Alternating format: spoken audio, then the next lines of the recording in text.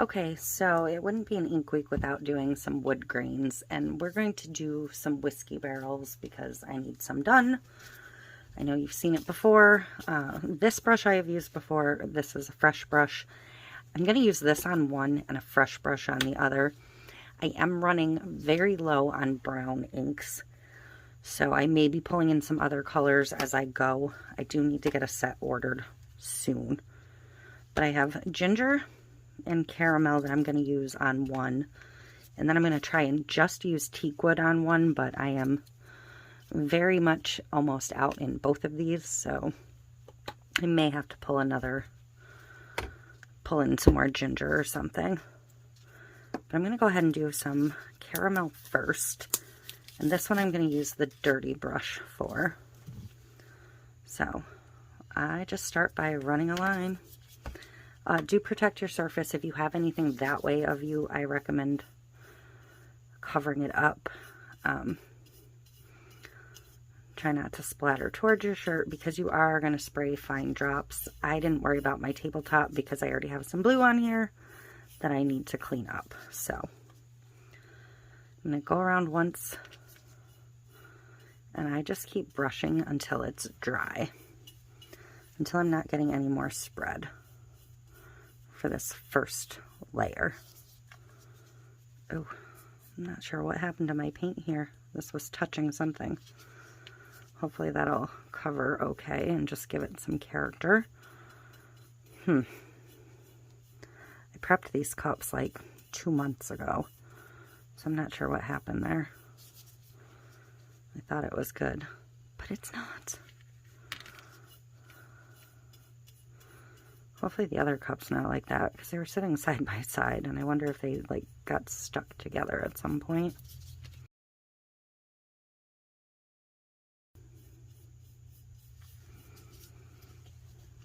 So that's once around. I'm going to go ahead and move into my other color, and this is probably also picking up color off this brush because this isn't a new brush. The ink will reactivate whatever's already there.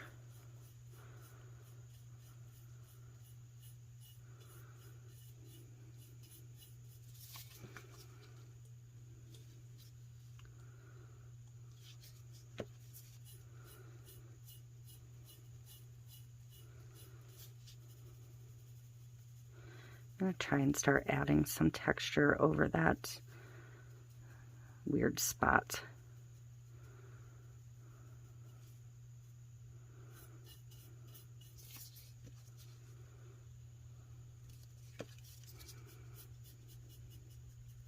Sometimes you'll see me thin the brush out sideways, sometimes you'll see me give wide strokes.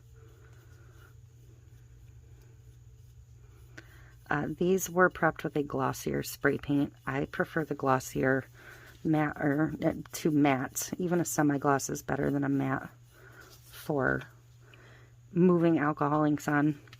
The matte, they'll kind of set right into the spray paint immediately. There are techniques where you might want that, but on anything like this, I prefer a gloss.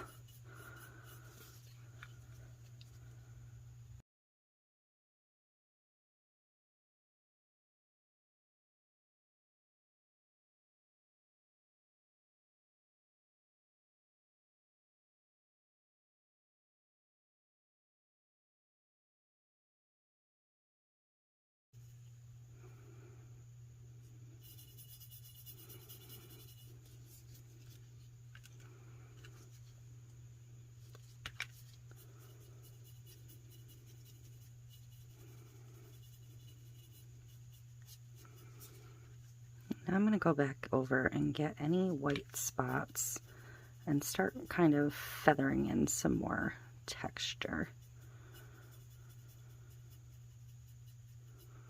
So I'm going to work with smaller amounts of ink and not long full strokes.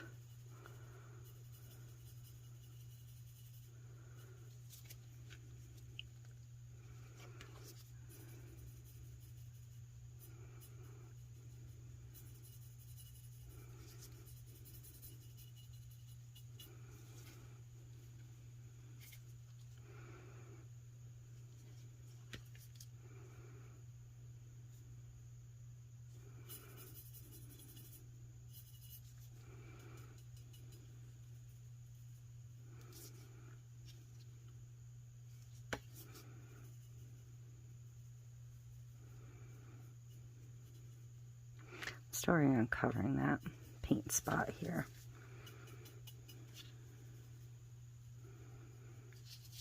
And I can start coming back in with some of the lighter color as well.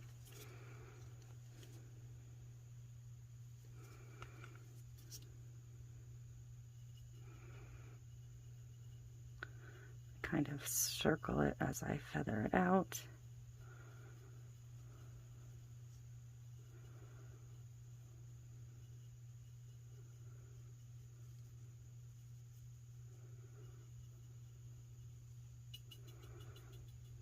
Maybe even kind of stipple it a little bit.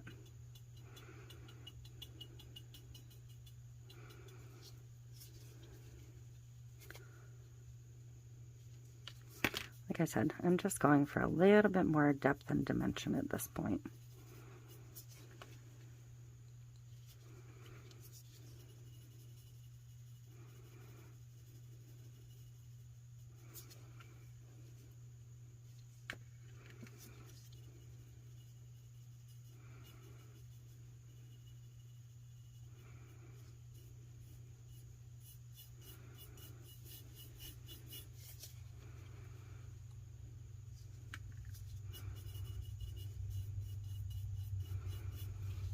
And I have to adjust the bottom. So that's basically going to be the same. Just not letting it roll over the edge if I can avoid it.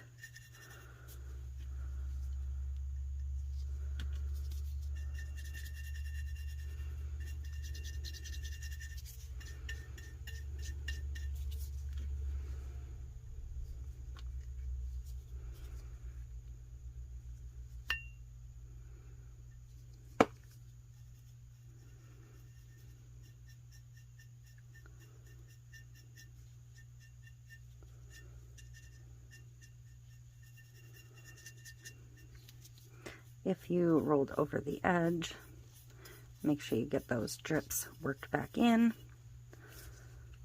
But I think I am just about done playing with this one.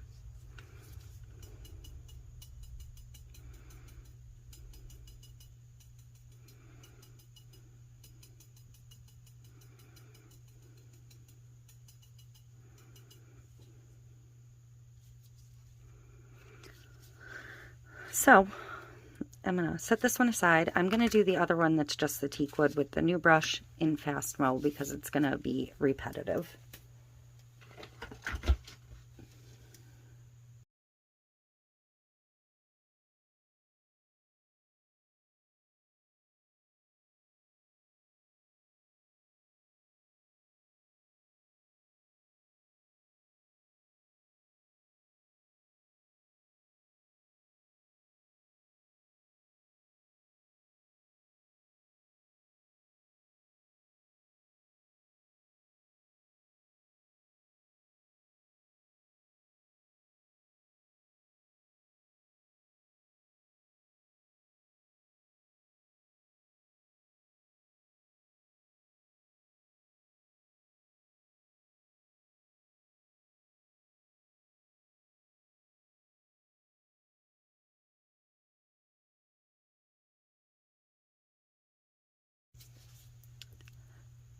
Okay, so here's how they look.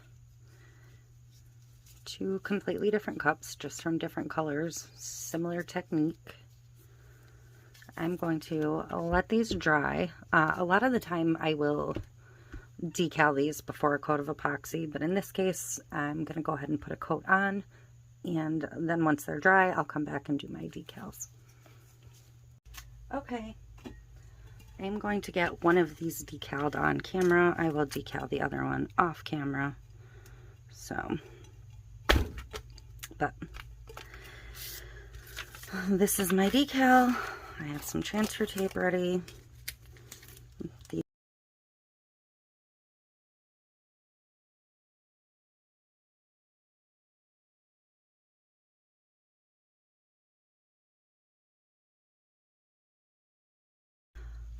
Okay, so I'm gonna get it lined up with the center, and I'm gonna try and keep the bottom words lifted to start. I'm going to try and get the center ring first.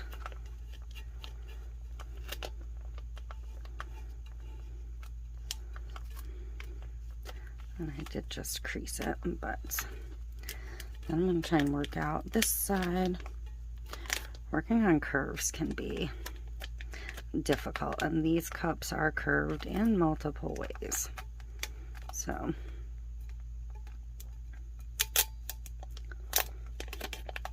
plus everything's more awkward when you're under the camera.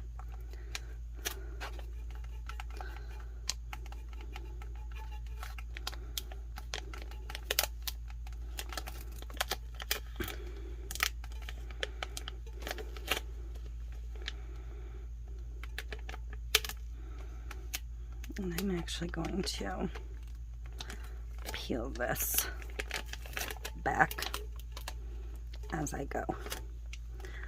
So now I can stretch this across and start placing that.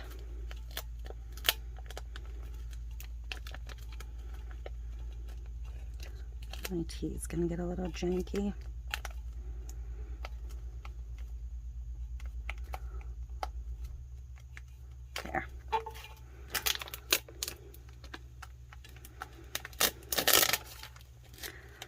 And I need to come back and get this little triangle thingy and put it approximately back in place.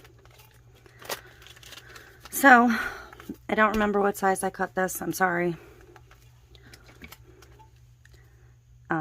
I played around with these for a very long time until I got what worked for me.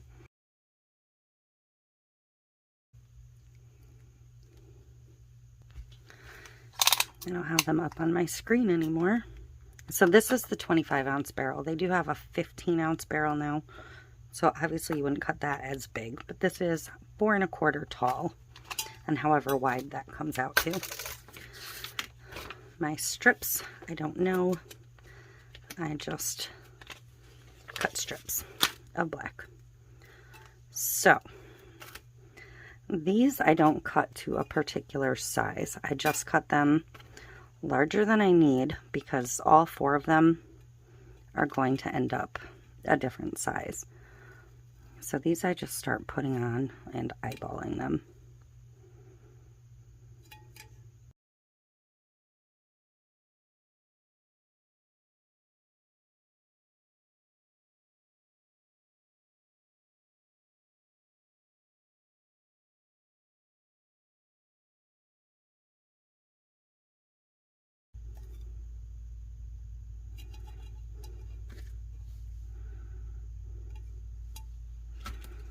Okay, and then I take my little dots, copper, gold, silver, whatever metallic you want to use.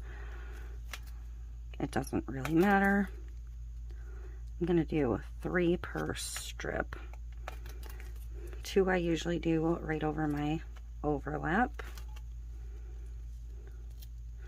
And I don't worry if they're not perfect because, once again, vintage aged.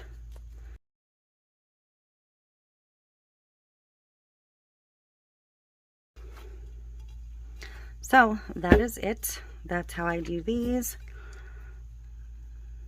Make sure everything's good. And I'm going to do the second one off camera, and then we will get over to the turner and get some resin on. Okay, these are ready for their epoxy.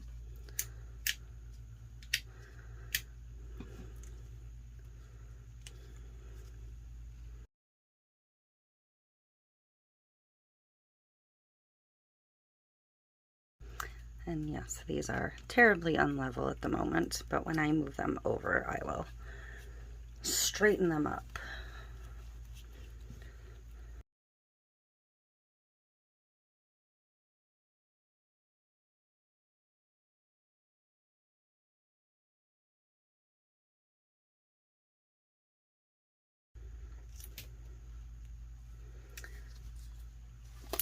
Okay, I'm just going to go ahead and give them a torch, and then they can just dry. They'll probably get one more clear coat, but that'll be it, because that'll give them 3 coats total, and that's about what I like to stick to.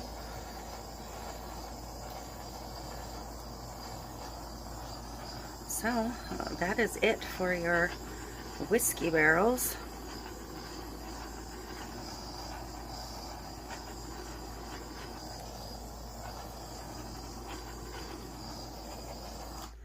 There we go. I'm just going to let them spin and do their thing. I think you've already seen enough of them, so I'm not going to do another close-up, but that is it.